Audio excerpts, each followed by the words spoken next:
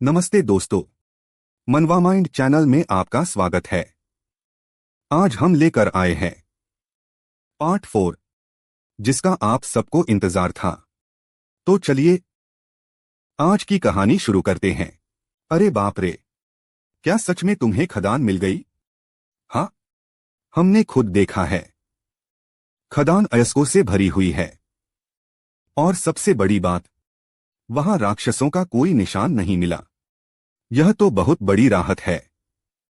अब हमारे इलाके की पैसों की परेशानी खत्म हो गई, तो अब मैं खुदाई के औजार बनाने पर ध्यान दे सकता हूं। नहीं, लगता है उसकी जरूरत नहीं पड़ेगी। खदान पहले से अच्छी हालत में है। ऐसा लगता है जैसे यहां पहले ही काम हो चुका हो।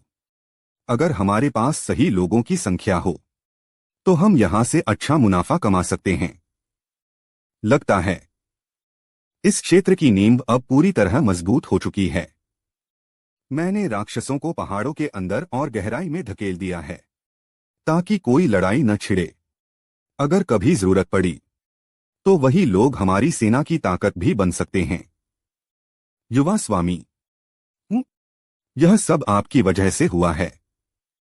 नहीं, यह आप सबकी मेहनत का नतीजा है। मैंने बस अधूरे काम पूरे किए हैं। लेकिन याद रखो, अगर जरा भी ढिलाई बरती तो सब कुछ फिर से बिखर सकता है। खैर, मुझे एक बात कहनी है। जी बताइए, क्या मैं कुछ समय के लिए जागीर की जिम्मेदारी तुम्हें सौंप सकता हूं? तो फिर आप कहाँ जाएंगे? किसी भी जरूरत के लिए फिलिप से बात करना। युवा स्वामी ने एक विशालकाय जीव खरीदने का फैसला किया है। चिंता मत कीजिए, मैं उन्हें सुरक्षित ले जाऊंगा। इस बार कोई गड़बड़ नहीं होगी। मैं खुद उनके साथ जाऊंगा। अगर बात दैत्यों की है तो मैं लौ जादूगर संभाल लूंगा, और अगर मामला पैसों का है तो मैं जाऊंगा। क्या तुम लोग मेरे साथ कुछ ज्यादा ही सख्ती नहीं कर रहे? क्या आप खुश नहीं हैं? बहुत खुश। मैं अपने सपनों का विशालकाय जीव पाने वाला हूं। हमारे इलाके में विशालकाय जीव हैं ही, है ना? सच कहूं तो नए मॉडल उस पुराने कचरे से कहीं बेहतर हैं। एक सच्चे योद्धा को ऐसे विशालकाय घोड़े पर ही सवार होना चाहिए। बस करते रहो बातें। इस बेकार के विशालकाय सपने को यहीं खत्म करो। मेरे साथ रहते हुए ऐसी बकवास सोचने की भी मत सोचना। आप किसी से ऐसे बात कैसे कर सकते हैं? चुप रहो। हाँ हाँ, अगर तुम अंगरक्षक शूरवीर न होते तो आज गाड़ी तुम ही चला रहे होते। यह तो बहुत ही घटिया बात है अंकल। रोजर्स को साथ लाना सही फैसला था। फिलिप को चुप कराने का सबसे अच्छा तरीका वही है। लेकिन अचानक ये सब क्या हो गया? माफ कीजिए युवा स्वामी। अचानक कहीं से एक विशाल गाड़ी सामने आ गई। एक झलक। ये क्या है? क्या यह ट्रेलर है? मैंने ऐसा पहले कभी नहीं देखा। यह जादुई इंजीनियरिंग से बनी एक बड़ी गाड़ी है। यह बहुत महंगी होती है, लेकिन एक साधारण ठेले से कई गुना ज्यादा मजबूत है। इसे भारी सामान ढोने के लिए इस्तेमाल किया जाता है। ओह, यह तो सच में शानदार लग रही है। क्या मुझे भी एक खरीदनी चाहिए? माफ कीजिए महोदय, क्या आप ठीक हैं? आपकी हैरानी देखकर लगता है कि आप पहली बार ट्रेलर देख रहे हैं। आप लोग कौन हैं? हम शेड कंपनी से जुड़े फेरी वाले हैं। हम व्यापारी हैं जो देश भर में घूमकर अलग अलग इलाकों की चीजें बेचते हैं। हम मैंने आपका नाम पहले कभी नहीं सुना। हाँ हाँ हाँ, बिल्कुल सही। हमने अभी अभी शुरुआत की है। लेकिन देखिएगा, शेड कंपनी बहुत जल्दी ऊपर पहुंचेगी। अच्छा, समझ गया। वैसे महोदय, मैंने पूछा क्योंकि आप मुझे कुछ जाने पहचाने लग रहे हैं। क्या आप किसी खास परिवार के मुखिया हैं? आप यह सवाल क्यों पूछ रहे हैं? यह हमारी पहली मुलाकात है। अरे अरे, मेरा ऐसा कोई मतलब नहीं था। आखिर फेरी वाले व्यापारी ही होते हैं। मैं बस बड़े लोगों से अच्छे संबंध बनाना चाहता था, इसलिए पूछ लिया कि क्या आप किसी मशहूर परिवार से जुड़े हैं? नहीं, मैं किसी प्रसिद्ध परिवार का मुखिया नहीं हूं। हाँ, लगता है मैं जरा ज्यादा आगे बढ़ गया। यह मेरे लिए रोज का काम बन गया है। शायद मैंने आप पर ज्यादा दबाव डाल दिया। कोई बात नहीं, हम थोड़े व्यस्त हैं। अब हमें चलना होगा। जी हाँ, आपसे मिलकर बहुत खुशी हुई, श्री टिजेल। हाँ, वही हैं। वह लाकन परिवार के युवा लॉर्ड हैं। मुझे लगा था उनसे मिलने के लिए लाकन परिवार जाना पड़ेगा, लेकिन कौन सोच सकता था कि यहां उनसे मुलाकात हो जाएगी। लगता है अब मेरा काम काफी आसान होने वाला है। दिन भर में जिन लोगों से हम मिले, क्या वे सच में भाड़े के सैनिक जैसे नहीं लग रहे थे? मैं भी यही सोच रहा था। एक नया फेरी वाला इतना महंगा ट्रेलर कभी नहीं खरीद सकता। वह लड़का टिजेल, उस पर शक है। और उसके पीछे खड़े लोग भी व्यापारी बिल्कुल नहीं लगते थे। और बात यहीं खत्म नहीं होती। ट्रेलर के पीछे कुछ लदा हुआ था, जिससे एक कमजोर लेकिन अजीब ऊर्जा निकल रही थी। ऐसी खास ऊर्जा मोटे कपड़े से ढककर भी नहीं छिपाई जा सकती। मुझे यह मत कहना कि वह तुम कौन हो? शुभ संध्या महोदय। लगता है हम फिर मिल गए, मानो किस्मत ने हमें दोबारा मिला दिया हो। आप तो दूसरी दिशा में जा रहे थे, फिर यहां क्यों आए? कुछ काम अधूरे रह गए थे। लौटते समय मुझे अचानक आग की रोशनी दिखी। अगर आपको बुरा न लगे तो क्या मैं आपके साथ शामिल हो सकता हूं? जुड़ना चाहते हैं? मुझे तो कोई आपत्ति नहीं, लेकिन क्या बाकी सबको कोई परेशानी है? मुझे नहीं लगता कि हमारे पास इतनी जगह है जितने लोग मुझे दिखाई दे रहे हैं। मैंने तुम्हें एक नासमझ बच्चा समझा था, लेकिन तुम अब भी एक जागीर के स्वामी हो, है ना? आप बहुत जल्दी समझ गए महोदय। मुझे आपसे कोई निजी शिकायत नहीं है, लेकिन नौकरी तो नौकरी होती है। इसलिए कृपया यहीं पर अपनी मौत स्वीकार कर लीजिए महोदय। सुन लो, इन सबको मार डालो, खासकर उस सुनहरे बालों वाले लड़के को। यकीन करो, वह जिंदा नहीं बचना चाहिए। युवा लॉर्ड, हम आपकी रक्षा करेंगे। समझ गया। लाकन परिवार पर हमला करने की तुम्हारी इतनी हिम्मत कैसे हुई? युवा प्रभु, कृपया मेरे पीछे खड़े हो जाइए। हम अपनी जान देकर भी आपकी रक्षा करेंगे। दुश्मन बहुत ज्यादा हैं। क्या यह सिर्फ हत्या नहीं, एक पूरा नरसंहार है? और ये लोग साधारण नहीं हैं, ये काफी कुशल हैं। फिलिप और रोजर्स को भी कड़ी टक्कर दे रहे हैं। अगर लड़ाई लंबी चली तो हमें भारी नुकसान होगा। तुम मेरी तरफ तलवार उठाने की हिम्मत कैसे करते हो? युवा स्वामी, क्या आप ठीक हैं? धन्यवाद। ये लोग आम डाकू नहीं हैं। अगर ये रोजर्स को पार कर मुझ तक पहुंच सकते हैं, तो यकीनन इनमें से कोई एक बहुत ही प्रशिक्षित योद्धा है। मेरा मेरा लेकिन अब हार मानने का वक्त आ गया है। धिक्कार है। मुझे पहले ही समझ जाना चाहिए था। जो ऊर्जा मैंने महसूस की थी वह बहुत ही विशाल थी। रोजर्स, फिलिप, अभी अपनी आंखें बंद करो। हाँ, मौन से जागो और अंधकार में अपनी रोशनी फैलाओ। फ्लैश। आह, मेरी आंखें, मुझे कुछ दिखाई नहीं दे रहा। फिलिप, रोजर्स, इसी मौके का फायदा उठाओ।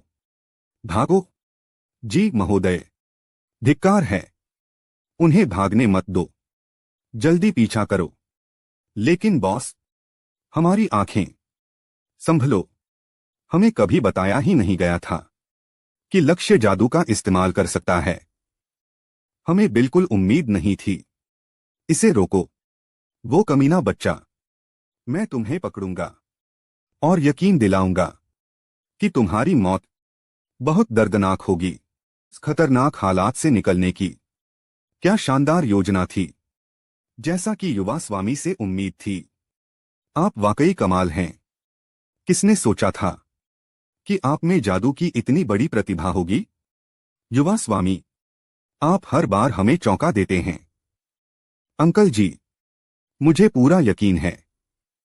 युवा लॉर्ड एक दिन एक महान रून नाइट बनेगा। अगर बोल सकते हो तो तेज दौड़ो। क्या तुम्हें लगता है वे इतने बड़े राक्षस के सामने आसानी से हार मान लेंगे? जजी, मुझे माफ कीजिए। जंगल में डेरा डालना सच में सही फैसला था। अगर हम खुले मैदान में होते तो बचने का कोई मौका नहीं था। रात काफी हो चुकी है। अब हमारे पैरों के निशान ढूंढना मुश्किल होगा। हमें उनसे जितना हो सके उतनी दूरी बनानी होगी। वहां हैं, उन्हें पकड़ो। भागने मत दो। यह कैसे हो सकता है? वे इतनी जल्दी यहां कैसे पहुंच गए? धिक्कार है। सब कुछ बिगड़ता जा रहा है। युवा प्रभु, कृपया दौड़ते रहिए।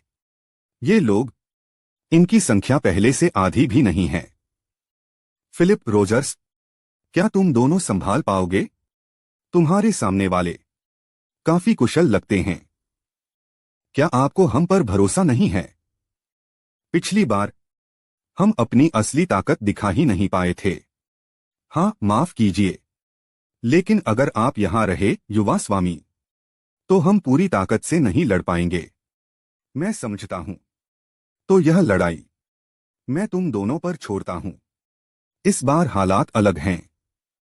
फैंटोम स्वॉर्ड, अब मैं तुम्हें अपनी असली शक्ति दिखाऊंगा।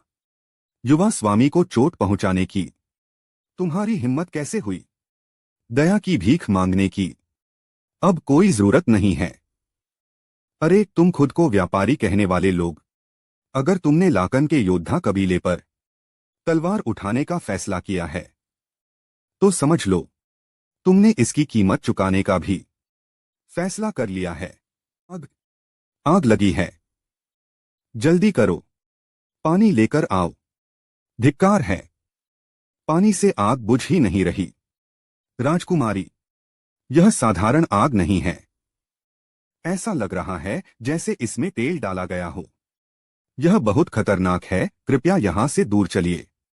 मैं नहीं जा सकती। मैं नागरिकों को छोड़कर अकेले नहीं भागूंगी। अगर आप बच जाएंगी तो लोग भी बच पाएंगे। राजकुमारी, कृपया सुरक्षित जगह चलिए। आपको जाना ही होगा। अगर अपने लिए नहीं तो जनता की भलाई के लिए। पिताजी, पिताजी, कृपया उठिए। मेरी बेटी अंदर है। कृपया, कृपया मेरी बेटी को बचा लीजिए। मुझे माफ कीजिए। राजकुमारी रीना, काफी समय हो गया। मैं संयोग से इसी इलाके में प्रशिक्षण कर रहा था। क्या आपको नहीं लगता यह किस्मत है? क्या आप सच में इस समय प्रशिक्षण ले रहे थे? हाँ, मैं अपने सैनिकों को अनुशासन सिखा रहा था।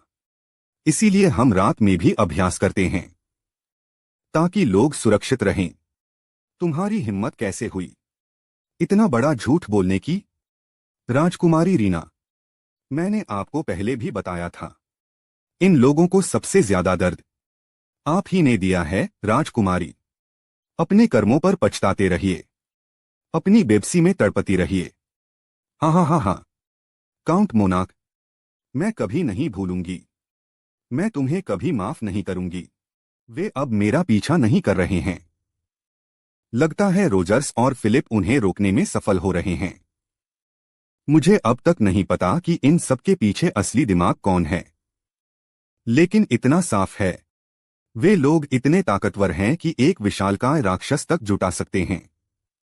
मुझे जल्दी अपनी जागीर लौटना होगा। अब युद्ध की तैयारी जरूरी है। धत तेरी की, लगता है तुम हमें कमजोर समझते रहे हो। अच्छा, मैंने भी तुम्हें कमजोर समझा था। तो क्या इसे बराबरी मान लें? मुझे उम्मीद नहीं थी कि एक योद्धा परिवार का वारिस मेरे सामने इतना सस्ता जादू इस्तेमाल करेगा। क्या मेरा जादू तुम्हें पसंद नहीं आया? मुझे इससे कोई फर्क नहीं पड़ता। क्या तुम इतना सब कर रहे हो सिर्फ एक सीधे सादे बच्चे को फंसाने के लिए? अजीब है। एक शेर खरगोश का शिकार करते समय भी अपनी पूरी ताकत लगाता है। क्या क्या तुम्हें सच में लगा कि मेरे साथियों से अलग करके तुमने मुझे घेर लिया है? इतनी गंभीर हालत में भी यह आदमी इतना शांत कैसे है? क्या तुमने अपना भाग्य मान लिया है या फिर तुम पागल हो गए हो? अगर तुम समय खींचने की कोशिश कर रहे हो तो यह बेकार है। जिस पल तुम मेरी असली शक्ति देखोगे तुम में से कोई भी यहां से जिंदा नहीं जाएगा। डायमेंशन में संग्रह करो। क्या वह आदमी जो अपनी पूरी ताकत न इस्तेमाल कर पाने से निराश दिख रहा था, क्या वो तुम नहीं थे बल्कि मैं था? ये नामुमकिन है। इतने सारे गोलेम ये सब कहां से आ गए? इनमें से तो सिर्फ एक को बुलाना भी बेहद मुश्किल होना चाहिए था। घबराओ मत। इस आदमी की चालें भले ही घटिया हों लेकिन गुस्सा करने की कोई जरूरत नहीं। ये गोलेम चाहे कितने भी हों, खतरा तो ये सिर्फ पुराने जमाने में थे। असल में ये बस पत्थरों के ढेर हैं। क्या तुम भूल गए हमारे पास विशालकाय है? दर्जनों गोलेम भी उसका सामना नहीं कर सकते। जो कोई भी उस युवा सरदार का सिर लाएगा उसे अगला कमांडर बनाया जाएगा। अपना पूरा दम दिखाओ कमांडर। श्री टिजेल, आपको अपना वादा निभाना होगा। सब हट जाओ। उस बदमाश का सिर मेरा है। कितनी मासूम सोच है। मेरी अमर सेना को तुम सिर्फ पत्थर कहने की हिम्मत करते हो? मुझे नहीं लगा था कि 500 साल बाद भी इतनी नादानी देखनी पड़ेगी। क्या मैं तुम जैसे नौसिखियों को इतिहास सिखाऊं? मैरियोनेट, क्या ये तो बहुत तेज हैं। गोलेम इतने तेज कैसे हो सकते हैं? एक पल में ही हम चारों ओर से घिर गए। मूर्खों, फिर भी ये सिर्फ गोलेम हैं। खड़े क्यों हो? अभी भी इन्हें कमजोर समझ रहे हो? इसका पछतावा तुम परलोक में करोगे। क्या जमीन क्यों हिल रही है? क्या वह उन्हें ठीक से नियंत्रित नहीं कर पा रहा? मैंने अनगिनत युद्ध देखे हैं, इसलिए एक सलाह दूंगा। जिस जमीन पर तुम लड़ते हो उसे समझना युद्ध की सबसे बुनियादी रणनीति है। क्या वह जानबूझकर जमीन पर हमला कर रहा है? नहीं, जमीन फट रही है। जमीन जमीन धंस रही है। सब लोग भागो। मैंने चेतावनी दी थी। अपनी संख्या और ताकत पर घमंड करके तुम अंधे हो गए थे। यही तुम्हारी हार की वजह बनी। अब मरने के बाद इस पर सोचते रहना आधार। लानत है तुम पर। अब तो मामला खत्म हो जाना चाहिए, है ना? अफसोस की बात है मैं उनमें से कुछ को जिंदा पकड़कर असल साजिश करने वाले के बारे में पूछना चाहता था। क्या वे अब भी जिंदा थे? तुम्हारी हिम्मत कैसे हुई मेरे आदेश के खिलाफ जाने की? मैं तुम्हें कभी माफ नहीं करूंगा। हम वैसे ये और भी अच्छा है। मैं तुम्हें जिंदा पकड़ूंगा और सब कुछ उगलवाऊंगा। अगर बचने की कोशिश करनी है तो करके देख लो। मैं यह पक्का करूंगा कि तुम्हारी मौत आसान न हो। इतनी तकलीफ दूंगा कि तुम रो रो कर मुझसे मरने की भीख मांगो। कमबख्त, कितनी झंझट है। डार्क फ्लेम, धत तेरी। मैं अपनी शक्ति को काबू में नहीं रख पा रहा। मेरा दिल जैसे फटने वाला है। ये अभिशाप, उफ, लगता है तुम्हारी माना शक्ति खत्म हो चुकी है। यही तुम्हारा अंत है। अब जितनी चाहो मौत की भीख मांग लो। मैं तुम्हें जिंदा ही काट डालूंगा। चुप रहो। ऐसे घटिया अभिशाप से मुझे कोई फर्क नहीं पड़ता। यह नामुमकिन है। काला जादू एक योद्धा वंश का इंसान काला जादू कैसे इस्तेमाल कर सकता है? अगर समझदारी चाहते हो तो जल्दी बताओ, तुम्हारा मालिक कौन है? मेरे सब्र का बांध टूटने वाला है। बोलो। मैं बताता हूं। मोनाक, काउंट मोनाक, मुझे यह सब करने का आदेश काउंट मोनाक ने दिया था। काउंट मोनाक, अखाड़े में मौजूद वो आदमी। मुझे बस इतना ही पता है। कृपया मुझ पर दया कर दीजिए। दया? बस एक बार कृपया मुझे माफ कर दीजिए। मैंने ऐसा कभी नहीं किया था। मैंने अपने दुश्मनों को भी माफ किया है, चाहे वे इंसान हो या दानव। मुझे किसी की ताकत चुराना पसंद नहीं है। काउंट मोनाक, यह सब इतना बड़ा था कि इसे सिर्फ लामेर की घटना से जोड़ना नामुमकिन है। शूरवीर, हत्यारे, यहां तक कि विशालकाय जीव भी। इतनी बड़ी सेना यूं ही नहीं जुटाई जाती। जरूर लाकन परिवार को निशाना बनाने की कोई और वजह है। काउंट मोनाक, जो भी हो, मैं उसे इसकी कीमत चुकवाऊंगा। वह मेरे रास्ते में आया। अब वह घुटनों के बल गिरकर मुझसे दया की भीख मांगेगा। युवा प्रभु, आप कहां चले गए थे? आप इतनी जल्दी लौट आए। यह देखकर सच में राहत मिली कि आप सुरक्षित हैं। वैसे आप मुझे किस नजर से देखते हैं? चलो अब चलते हैं। हमने काफी समय बर्बाद कर दिया है। तो इस साजिश के पीछे काउंट मोनाक ही था। पक्का तो नहीं कह सकते, लेकिन फिलहाल लामेर से दूर रहना ही सही है। युवा स्वामी, हमें जागीर लौटकर अपनी बची हुई सेना को तैयार करना चाहिए। हम यह नहीं कह सकते कि ऐसा हमला दोबारा नहीं होगा। दुश्मन को भारी नुकसान हुआ है, इसलिए वे अभी हमला नहीं करेंगे। इसी मौके पर हमें एक विशालकाय जीव पकड़ लेना चाहिए। आसपास कुछ जगहें होंगी जहां विशालकाय जीव बेचे जाते हैं, लेकिन हमारे पास गाड़ी नहीं है। तो आप कैसे ले जाने का सोच रहे हैं? गाड़ी नहीं है। वे तो हमारे लिए एक यहीं छोड़ गए हैं। वाह, यह तो सच में किस्मत की बात है। सोचा नहीं था, और हमें एक ट्रेलर मुफ्त में मिल गया। तुम बहुत बेफिक्र हो। अभी अभी जो हुआ वह सब भूल गए क्या? फिलिप, मैं तुम्हारी ट्रेनिंग और कड़ी करूंगा। युवा प्रभु की सुरक्षा सबसे जरूरी है। चाचा जी, शांत हो जाइए। आखिरकार कुछ हुआ तो नहीं। युवा स्वामी पूरी तरह सुरक्षित हैं। ठीक सबसे खतरनाक पल में जमीन धंस गई और सारे दुश्मन मारे गए। यह साफ सबूत है कि युवा प्रभु पर ईश्वरीय आशीर्वाद है। बकवास। उस श्राप की वजह से मैं बदला लेने से पहले ही मरते मरते बचा था। जब मैंने काला जादू इस्तेमाल किया तो जो झटका लगा, उसी शक्ति ने मेरे दिल पर छाए अंधेरे को रोक दिया।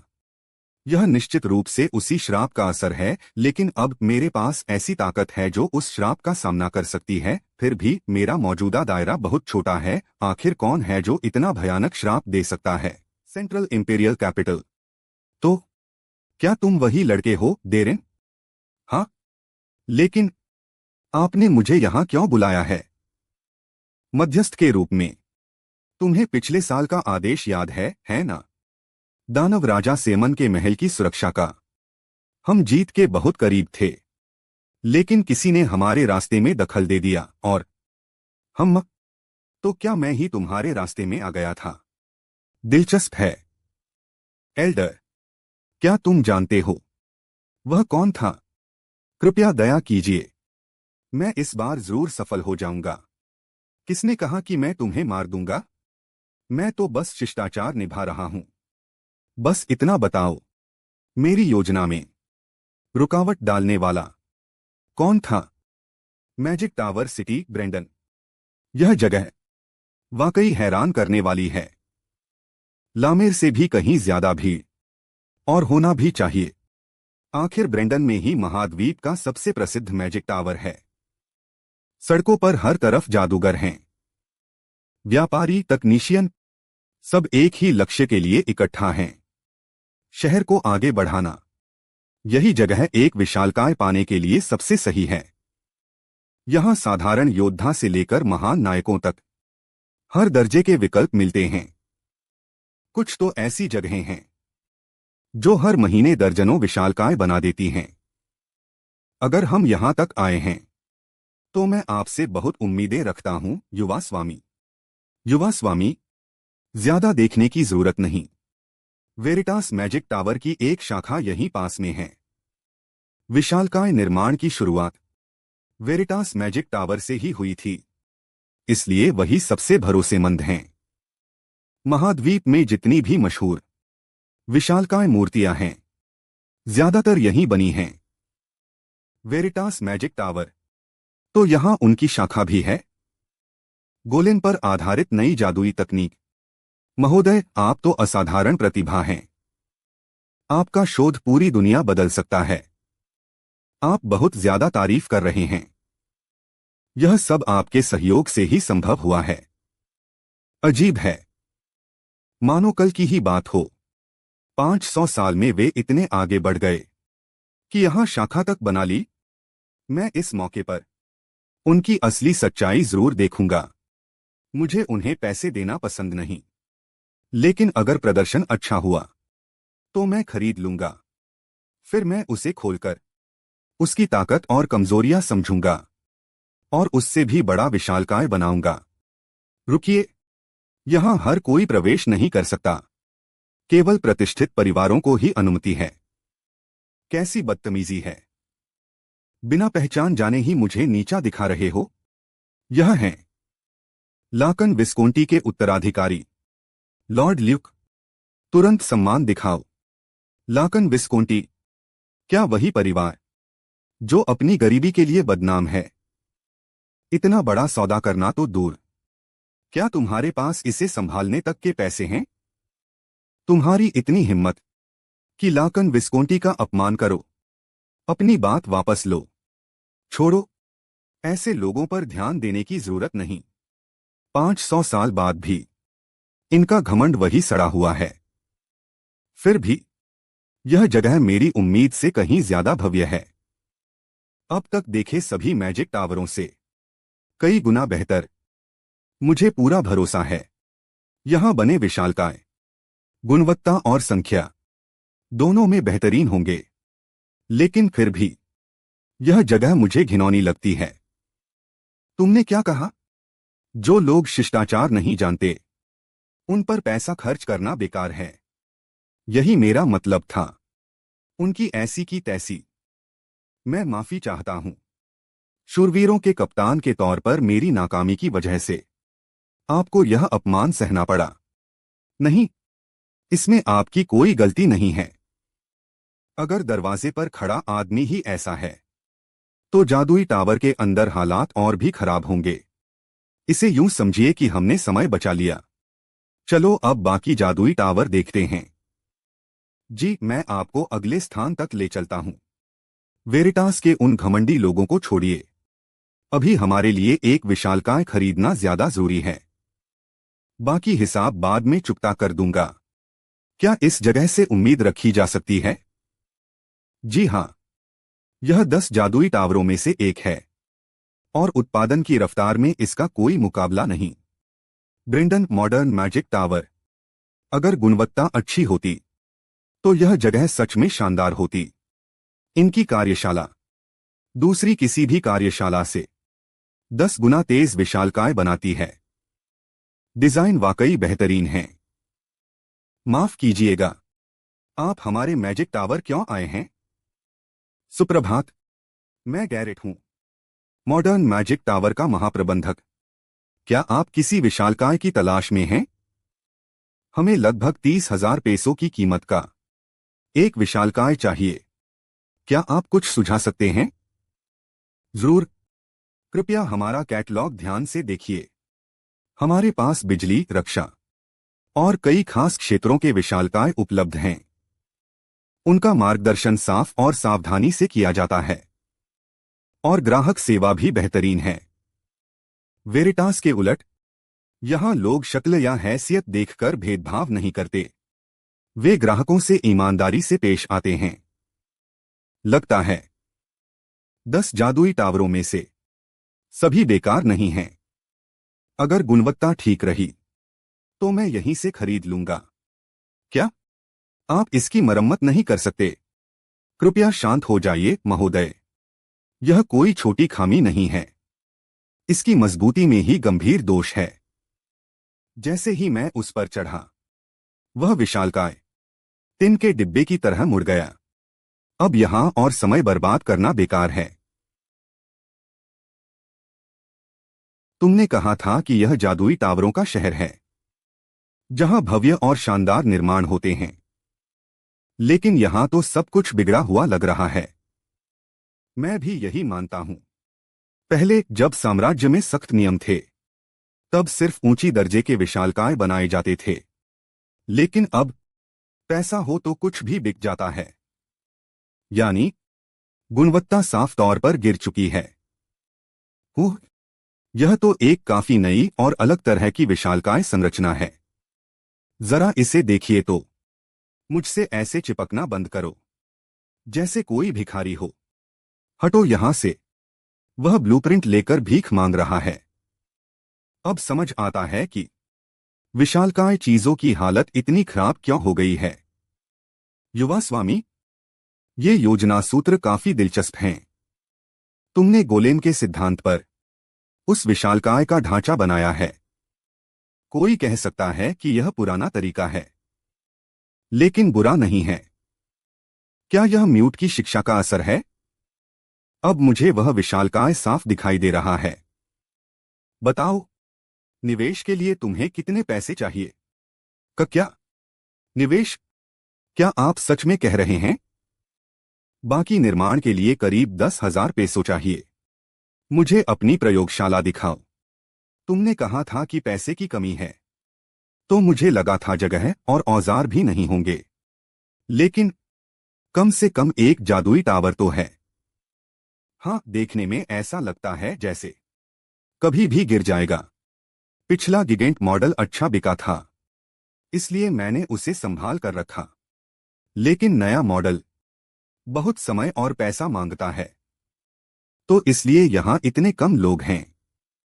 बाकी सब चले गए। क्या वह कोई धोखेबाज है? इतनी दूर आने के लिए धन्यवाद। कृपया आराम से चारों ओर देखिए। यह विशाल, क्या यह स्टिंग नहीं है? तो आप स्टिंग के बारे में जानते हैं?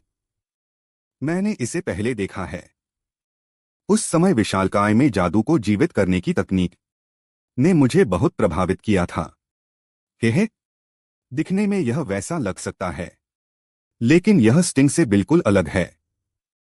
हम हेलिस मैजिक टावर ने अपनी सारी नई तकनीक इसमें डाली है।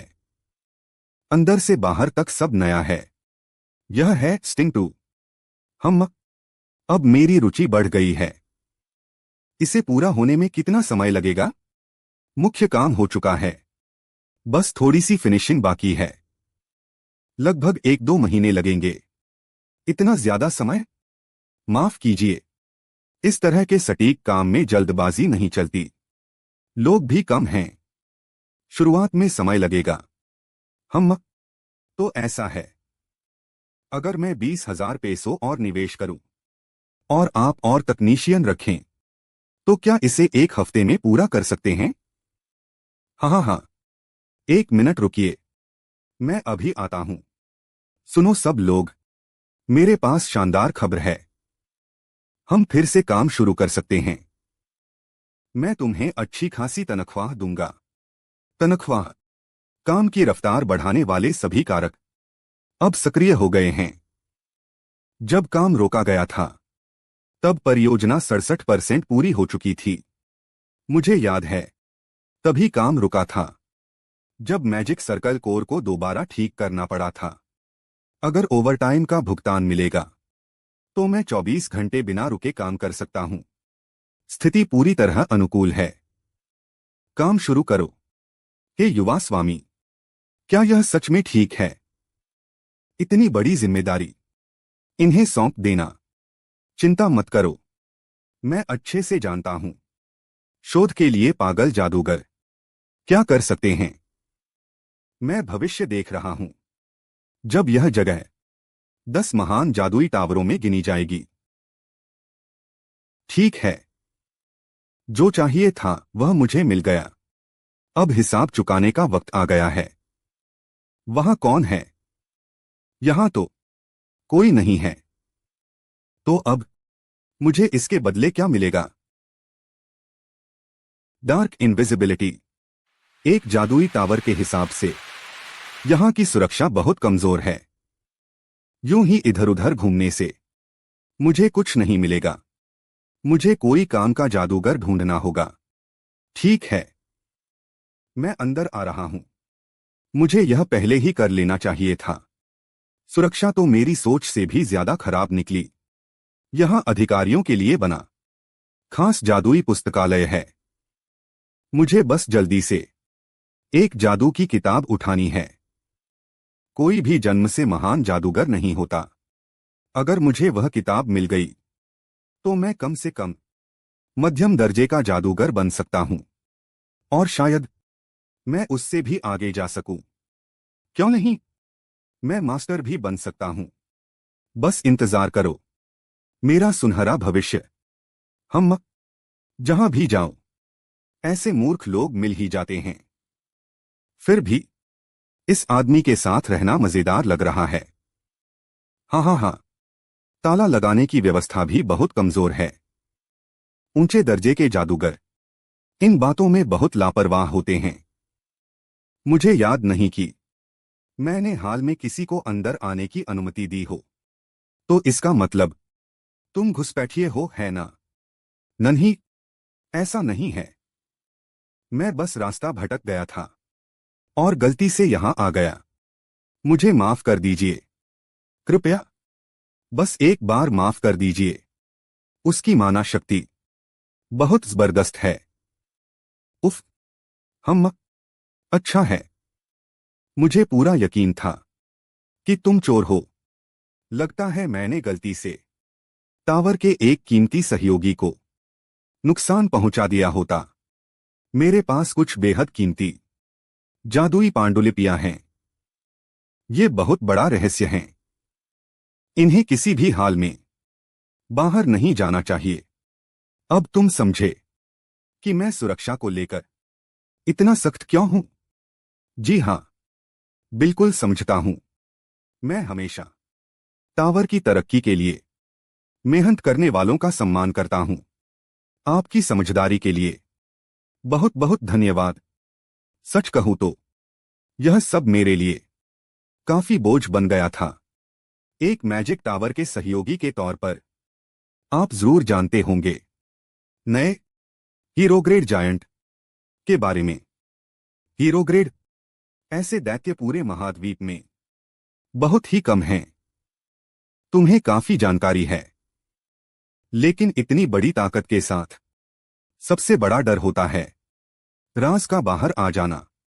इन डिजाइनों को समझाना आसान नहीं है। ये बहुत ऊंचे स्तर की चीजें हैं। फिर भी यह नामुमकिन नहीं। यह तो सच में हैरान करने वाला है। क्या ये हीरोग्रेड दैत्य के डिजाइन हैं? सिर्फ एक नजर में समझ आ जाता है। यह जादू का कमाल है। इन्हें देखकर ऐसा लग रहा है जैसे मेरी जादू की शक्ति कई गुना बढ़ गई हो। तो तुमने इन्हें देख लिया है ना? क्या ब्रांच मैनेजर? समझो, यह नियम है। जिसने बिना अनुमति इन स्क्रॉल्स को देखा उसे हटाया जाएगा। रुकिए, यह सही नहीं है। आपने ही तो मुझे ये दिखाए थे। अब आप ऐसा क्यों कह रहे हैं?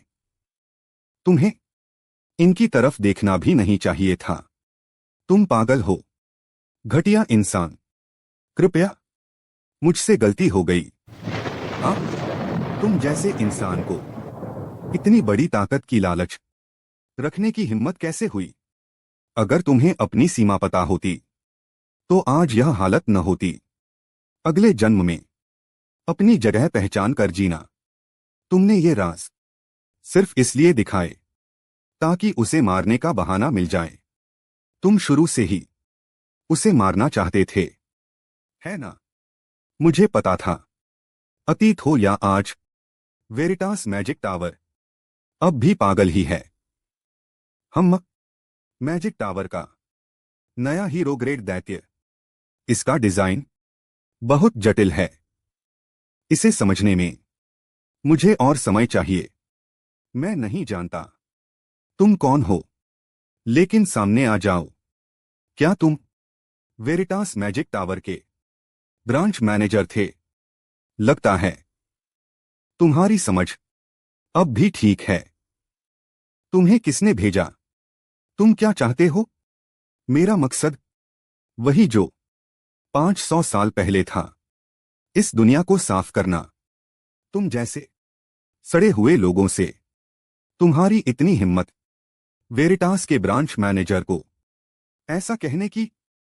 वेरिटास चुने हुए लोगों का घर है। तुम कभी हमारे बराबर नहीं हो सकते। अगर ऐसे ही बोलते रहे तो दोबारा रोशनी नहीं देखोगे। चुने हुए लोग, यह फैसला किसने किया? 500 साल बीत गए, लेकिन तुम लोग अब भी वैसे ही हो। तुम लोग सिर्फ खुद को ही खास समझते हो, दूसरों को इंसान तक नहीं मानते। लेकिन अब मैं तुम्हारी यह गलतफहमी यही खत्म कर दूंगा। आज के बाद तुम्हारा नाम इतिहास से मिट जाएगा। डार्क बुलेट, मैंने आयरन मेज से सुना था कि तुम लोग अब लड़ाइयों से दूर रहते हो। उफ, कृपया मुझे छोड़ दो, मेरी जान बख्श दो। लेकिन यह सोचकर हैरानी होती है कि मैजिक टावर की एक शाखा का मैनेजर, जो लगभग छठे सर्कल तक पहुंचा हो, इतना डरपोक निकल सकता है। अब तो शायद मुझे अपना हक ले ही लेना चाहिए। वीरश्रेणी के विशालकाय दैत्य का खाका। कहते हैं पूरे महाद्वीप में इनकी संख्या बस गिनी चुनी है। मुझे नहीं पता यह यहां कैसे पहुंचा, लेकिन अब मैं इसका पूरा इस्तेमाल करूंगा। वेरिटास मैजिक टावर अपने ही गुप्त हथियार से तबाह होता हुआ, यह नजारा सच में देखने लायक होगा। हाँ हाँ हाँ। मुझे देर से वीडियो डालने के लिए माफ कीजिए। हर वीडियो बनाने में थोड़ा समय लग जाता है। मैं पूरी कोशिश कर रहा हूं कि आगे से वीडियो थोड़े और जल्दी डाल सकूं। आप अपना प्यार और सपोर्ट बनाए रखिए। मानहवा माइंड चैनल पर देखते रहिए।